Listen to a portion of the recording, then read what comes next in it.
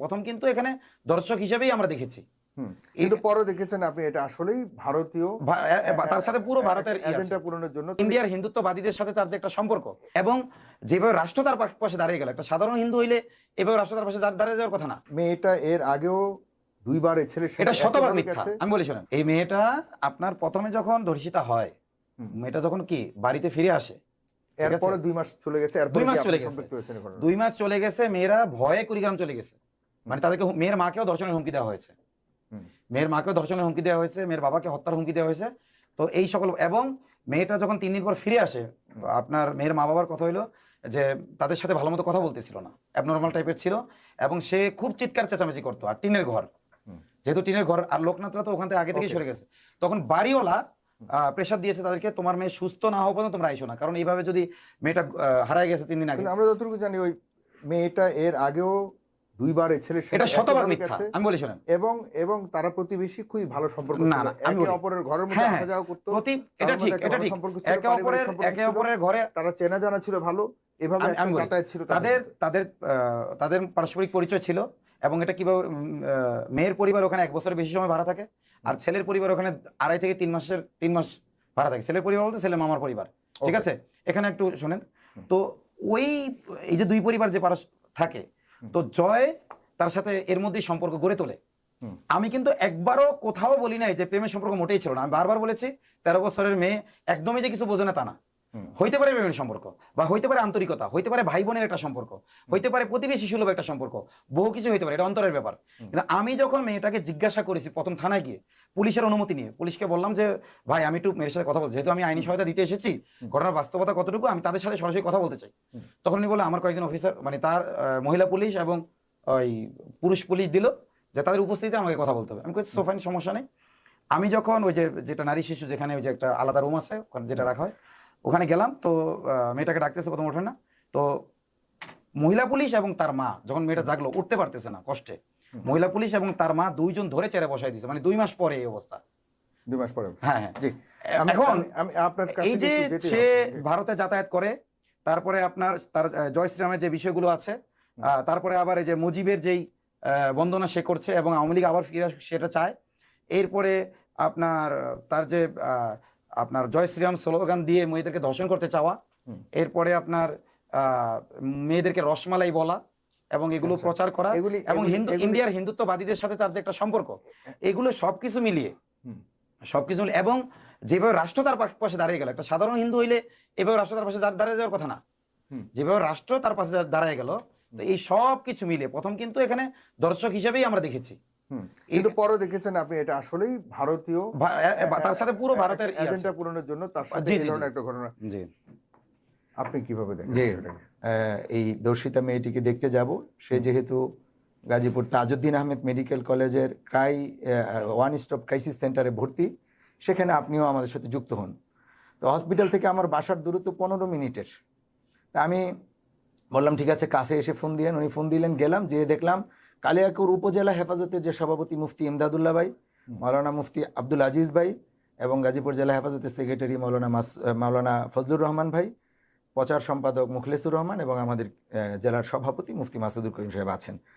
আমরা ওই মেয়েটি গাইনি বিভাগের যে রুমে 6ষ্ঠ তলায় ভর্তি, সেখানে 2 জন নারী কনস্টেবল আছেন দাঁড়িয়ে, এবং অন্যান্য মহিলারাও তাদের এখানে আছেন। যাতায়াতটা খুব স্বাভাবিক ছিল না, যেহেতু এক তো মহিলা ওয়ার্ড, আবার হলো এখানে একজন মামলা চলমান তদন্তাধীন এরকম এক ভিকটিম এখানে আছে, সে কারণে ওই মহিলা পুলিশ বাধা দিলেন। আমি সেখান থেকে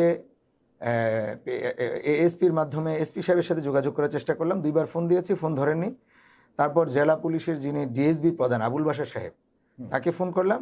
তিনি আমাকে বললেন যে তদন্তাধীন বিষয়ে এখন আমি অনুমতি দিতে পারি না, এটা আমার ইখতিয়ার বহির্ভূত, ভাই আপনাকে হেল্প করতে পারলাম না।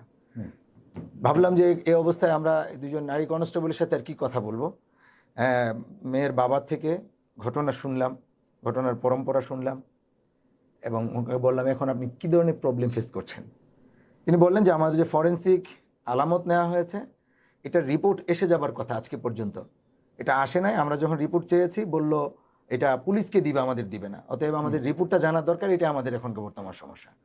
আমি এবং আমাদের জেলার সভাপতি সেক্রেটারি ওনার হাত ধরে, ওনার মেয়ের চাচাও সাথে ছিলেন, এই মেডিকেল কলেজ পরিচালনার যে অফিস 3 তলায়, এই অফিস যে ব্লক, এই ব্লকে গেলাম এবং এটা ডেপুটি ডিরেক্টর উপপরিচালক ডাক্তার আব্দুল সালাম সাহেব, ওনার রুমে প্রবেশ করলাম। উনি আমাদের পূর্ব পরিচিত, ওনার বাড়িও গাজীপুরের চৌরাস্তায় বাসনে, এবং পরিচালক যিনি তিনিও পরিচিত। ওনার সাথে যাওয়ার আগে উপপরিচালকের রুমে ঢুকে আমরা বেশ কিছু আলেম ওলামা ঢুকলাম। উনি চায়ের অফার করলেন, বললাম যে এই সময়ে চা আপনার জন্য বেশি হয়ে যাবে, দরকার নাই, কিছু কথা বলতে এসেছি।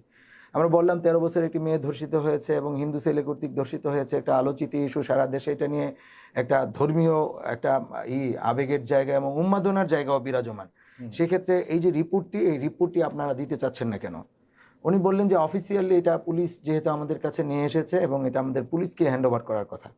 আমরা পরিষ্কার ওনাকে বললাম যে আপনি যদি এই রিপোর্ট আমাদেরকে লিখিতভাবে দিতে নাও পারেন, রিপোর্টে কি আছে এটা শোনাতে হবে, নতুবা আমরা সামনে বাইরে যেই মিডিয়ার কাছে বলবো যে এটা কারো চাপে অথবা এখানে আপনার হাইড করা হচ্ছে অথবা কোনো কিছু সংযুক্ত করা হচ্ছে। তিনি আমাদের সামনে ফোন দিলেন গাইনি বিভাগের প্রধান, যিনি অধ্যাপিকা, কোনো একজন ডাক্তার মহিলা, তাকে ফোন দিয়ে কথা বলে শেষ করে বললেন যে রিপোর্টটি আমি গত বৃহস্পতিবার দেখেছি, শুক্র শনি বন্ধ ছিল, আজকে রবিবার আপনারা এসেছেন, আমি তখনই দেখেছিলাম। বিষয়টি যেহেতু 2 মাস আগের পুরনো, দর্শনের কোনো আলামত আমরা পাইনি, কিন্তু একটা 13 বছরের মেয়ের শারীরিক ঘটন যেটা থাকবার কথা, তার সতীত্ব বিনষ্ট হয়েছে, এটা ডাক্তারি পরীক্ষা পাওয়া গেছে। একটা শব্দ কি বলেছেন ডাক্তার ইয়েতে, যেটা আমরা আরবিতে বলি যে বাকারা জায়েল হয়ে গেছে, অর্থাৎ একটা মেয়ের সাথে ফিজিক্যাল রিলেশন হলে তার যে অবস্থা পাবার তাকে সেভাবে পেয়েছে। আমরা একেবারে ঐক্যবদ্ধভাবে হেফাজতের তরফ থেকে ওনাকে বললাম যে এই ব্যাপারটি যেন রিপোর্টে উঠে আসে এবং এটাই যেন প্রকাশ করা হয়। এরপর বের হয়ে আসলাম অন্য থেকে, ভাবলাম যে মেয়ের বাবা মুখ শুকনো, তার মধ্যে ভয়ও কাজ করছিল, ওই সময়ও ভীত সন্ত্রস্ত। জিজ্ঞাসা করলাম 2 মাস আগে বিষয় আপনারা এতদিন কেন বললেন না? বললো নানা রকমের ভয়ভীতির কারণে বলতে পারেননি। এবং এটার সাথে আমি যুক্ত করতে চাই, আমরা তাদের স্ট্যাটাস যখন জিজ্ঞাসা করলাম, এই ভদ্রলোক এবং ওনার ওয়াইফ দুজনই শ্রমিক, গার্মেন্টস শ্রমিক, সকালে চলে যান, মেয়েটি মাদ্রাসায় যায়, কখনো মাদ্রাসা থেকে চলে আসে, বাসায় কলোনির মতো বাসায় থাকতেন, একা থাকেন এরকম। তো ওনাকে নিয়ে দোতলায় ক্যাফেটেরিয়ায় গেলাম আমরা, যে একটু নাস্তা টাস্তা করেই বিদায় নিই। ওখানে বসে আমি জিজ্ঞাসা করলাম যে ভাই ঠিক আছে, এখন তো রিপোর্টের ক্ষেত্রে আমরা এটা জানলাম, মামলার ওই জয়কুমার রায় বা জয়কুমার দাস যে ধর্ষকের কোনো ধর্ম পরিচয় থাকা উচিত নয়, ধর্ষণের বিচারের আইন বাংলাদেশে আছে, তো তার ব্যাপারে সর্বশেষ কি অবস্থানে আছেন? শুনানি হয়েছে কবে? গত বৃহস্পতিবার উনি বললেন। তাহলে রিমান্ড মঞ্জুর হয়েছে? বলতে পারি না। আপনারা উকিল ধরেছেন? না। তাহলে কে শুনানি করলো? বলো সরকারি উকিল। তখন বললাম তাহলে ওই কোর্টের যে এপিপি, কারণ কোর্ট কাছারিও আমাদের কাছাকাছি, এগুলি আমাদের সকল মোটামুটি পরিচিত। বললাম যে ওই এপিপির নাম্বার দেন, আমরা ওনাকে জিজ্ঞাসা করি যে কোর্ট কি রায় দিয়েছে, তার রিমান্ড মঞ্জুর হয়েছে কিনা, রিমান্ড মঞ্জুর হলে থানায় যেন যথার্থভাবে জিজ্ঞাসা করা হয়, রিমান্ড প্রয়োগ করা হয়, তার 164 নেওয়া হয়, এই ধরনের ব্যবস্থাপনা। তো উনি বললেন যে না, এগুলি আমরা জানি না, এগুলি যিনি জানেন তিনি আসতেছেন, একটু যদি অপেক্ষা করেন। তো আমরা ওই চিকেন রোল আর কলা আর চা খাইতে খাইতে এই সাদিক ভাই আসলেন। সাদিক ভাই থেকে আসার পরে আমরা বললাম যে ভাই ডাক্তার থেকে আমরা এই রিপোর্ট পেয়েছি, আপনাদের কাছে কি তথ্য আছে? তো উনি বলা শুরু করছেন। এর কিছুক্ষণ পরেই আমাদের আতাউর রহমান বিক্রমপুরী ভাই তিনি আসলেন। ভাইকে আমি এর আগে আমি কখনো সরাসরি দেখেছি বলে আমার মনে হয় না, অথবা ভাইয়ের সাথে আমাদের তেমন কোনো জানাশোনা বা পরিচিতি আমার ছিল না।